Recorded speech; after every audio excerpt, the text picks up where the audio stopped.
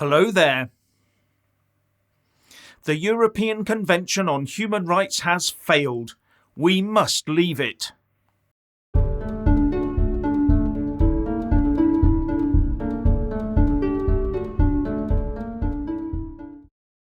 Now, if you haven't already done so, please do subscribe and then like and comment below. And welcome to the show. Why are we still debating about this now failed human rights project called the Council of Europe's European Convention on Human Rights, or ECHR? It is now failing and working against the very people it was set up to protect. So we need to leave it. Or try and turn the tables, and I'll come on to that in a moment. Well before the European Union existed, a body called the Council of Europe was set up in the immediate aftermath of the Second World War, designed to prevent another Holocaust-style event ever happening again in Europe. It was set up to protect the people against despots and the like.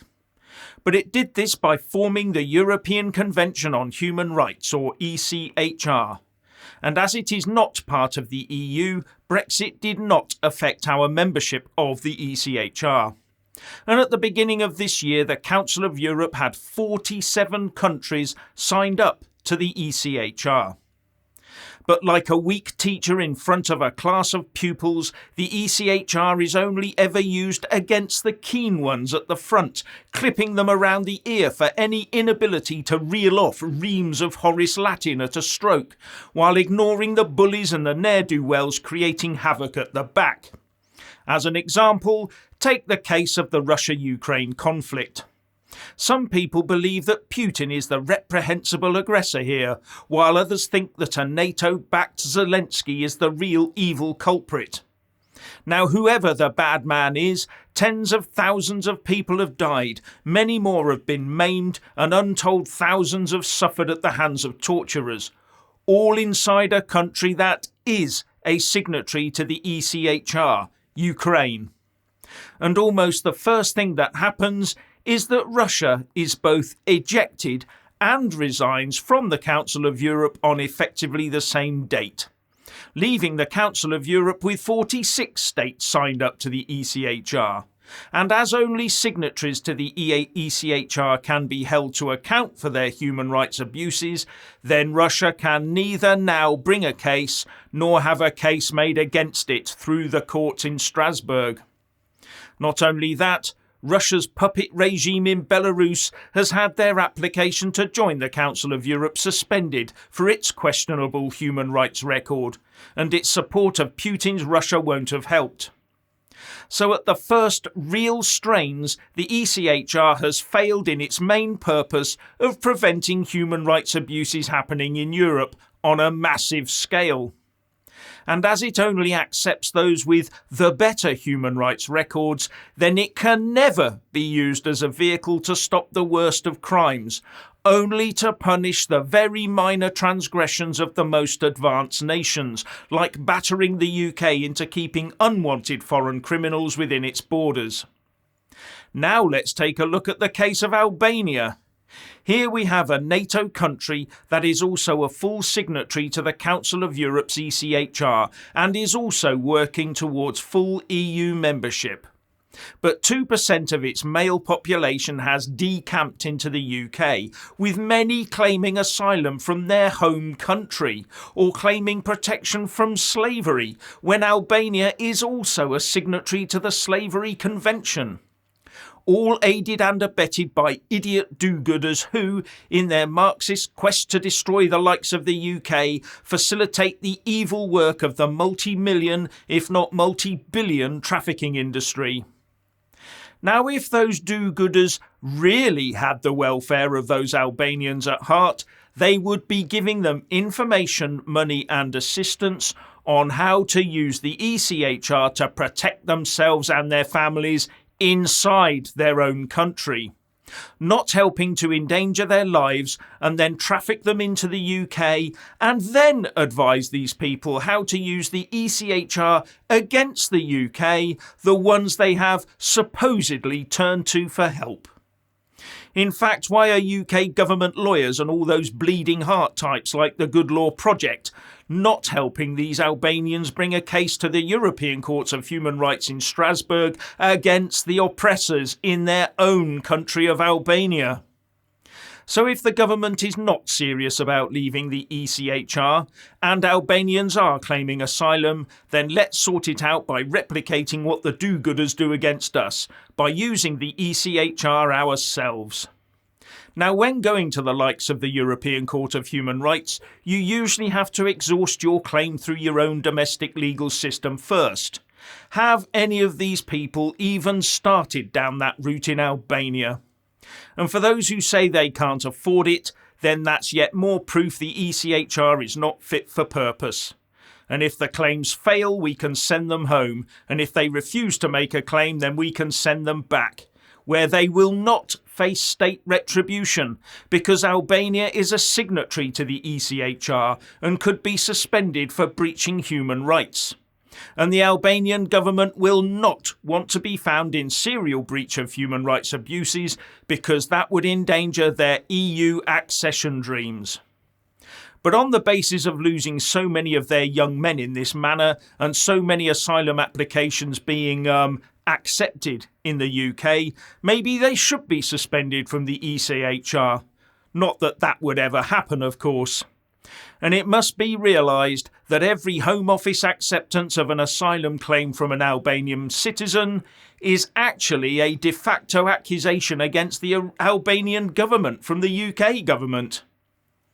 Now, the Prime Minister of Albania tried a diversionary tactic last week, saying the UK should just hand out visas to Albanian citizens, whatever they get up to, and then they wouldn't get in the boats. But if those visa applications fail, they would still get in the boats, just like failed asylum seekers would. So that is not the answer.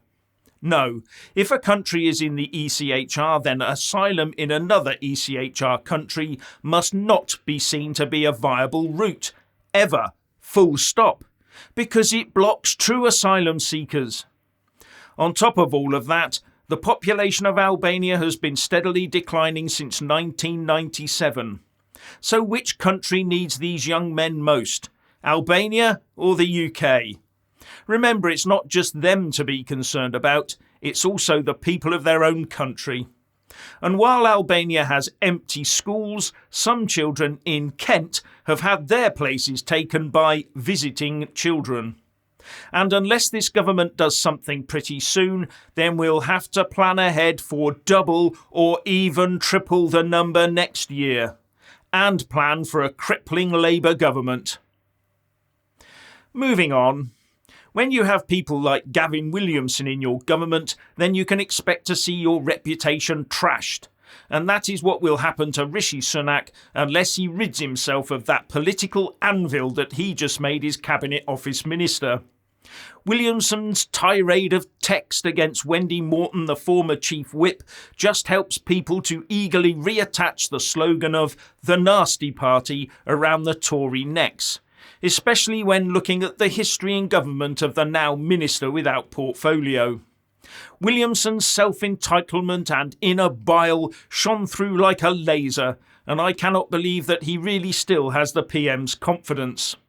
Sunak needs to ditch Williamson toot sweet, if not suspend the whip for that uncalled for verbal onslaught. And how did Williamson get all those honours? Sums up that particular system, doesn't it? Now, that wiped the smile off the faces of the smug electric car drivers, didn't it? They used to be able to swan into a Tesco car park and plug in for a free battery top-up while they shopped. But the supermarket chain has decided to start charging for the service, and the now not-so-smug electric car drivers are all very upset, and they're threatening to boycott Tesco's.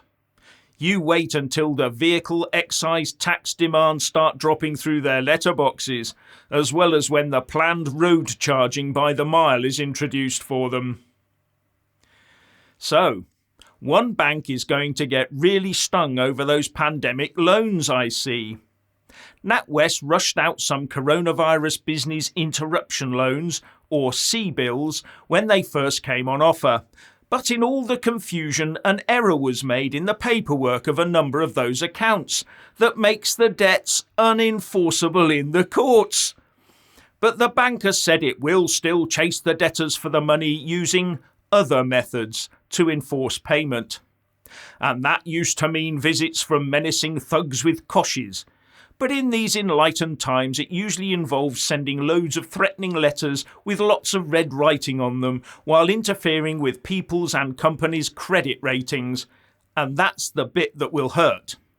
But even that might get the bank into hot water if the loans are now merely gifts from NatWest to those businesses. Now we come to this upcoming extra bank holiday we're going to be given. Over to you, Richard. Thank you, Jeff, and good evening. The husband of a woman who was killed in a car accident and feared she would be killed in a car accident orchestrated by said husband is to have a bank holiday in his honour, as he is now crowned king. Yes, our unquantifiably wealthy monarch, who is a member of the club of elites called the World Economic Forum, will be granted a national holiday as the economy is shut down for another day. In his honour. Yes, that's right. This is the man who believes that people shouldn't rise above their station and stick to a life defined within parameters of their own. That's what one should do. Yes, when his only visible natural ability is to stuff cash from questionable sources into a briefcase and then scurry on home. As if the economy couldn't do with any more pauses, multimillionaire Rishi Sunak has bestowed one upon Jimmy Savile's old friend in the form of a national day of rest, 2 days after the official coronation. Yes, another bank holiday, I suppose. But don't worry if you're struggling with the cost of living crisis, higher taxes and future governmental cuts. There's always money available to celebrate the wealth inequality legitimised by our constitutional monarchy. So, on Monday the 8th of May next year, raise a glass to those who laugh at you from their golden palaces and wave your Union Jack frantically as if you're possessed by a herd of demons. Anyway, let's pray that he turns away from his diabolical path for the sake of his own soul. Back over to you, Jeff. And thank you, Richard. And finally, when subscribing, please don't forget to press that little bell and also select the all option, or you won't get any notifications when I publish a new video. And thank you all so much for taking the time to watch the show.